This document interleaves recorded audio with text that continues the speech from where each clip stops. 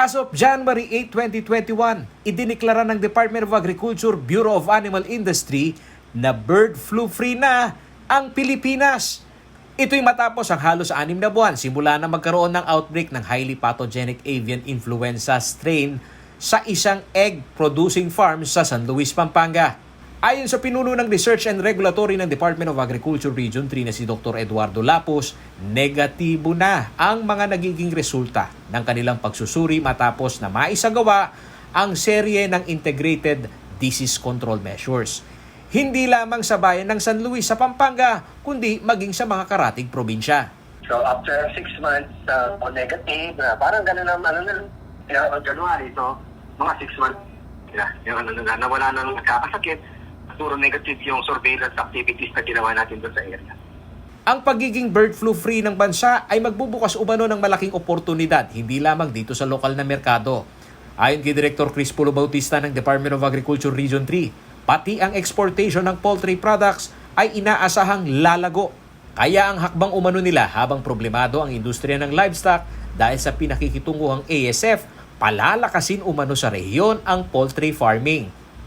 Lumalaki ang demand ngayon ng poultry dahil yung ating mga consumers nag-shift from hog to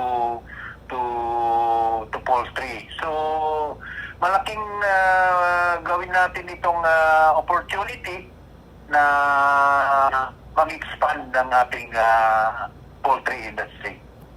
Ayon sa Department of Agriculture, numero 1 ang probinsya ng Pampanga sa layers o malaking produksyon ng itlog sa bansa. Pumapangalawa naman ito sa broilers o karne ng manok.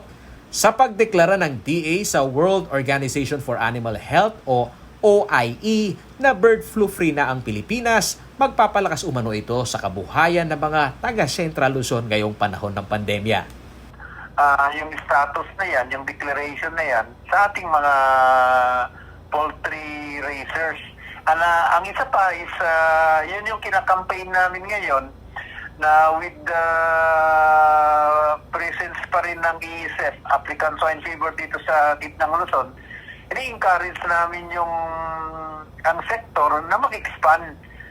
Samantala, sa hiwalay na press briefing ng Department of Agriculture at ni DTI Secretary Mon Lopez, pinupuntirya na umano nila na siyasatin ngayon ang dahilan ng pagtaas ng presyo ng manok sa bansa. Kasabay kasi ng mataas na inflation sa Pilipinas, kapuna-puna ang pagsirit ng presyo ng karne ng manok na umabot ng higit 200 piso kada kilo.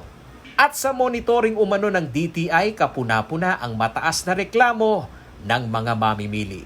Letters of inquiry, ito yung pagtatanong to justify bakit ganito ang presyo, anong dahilan. 1,070 na ang na-issue natin yan. At kung merong tayong mahigpit na violation na nakita, pinapadalan pa natin ng show cause orders. No? Ini-issuean natin, may 31 na tayo na-issue niyan. Paulo G. Santos, CLTV News.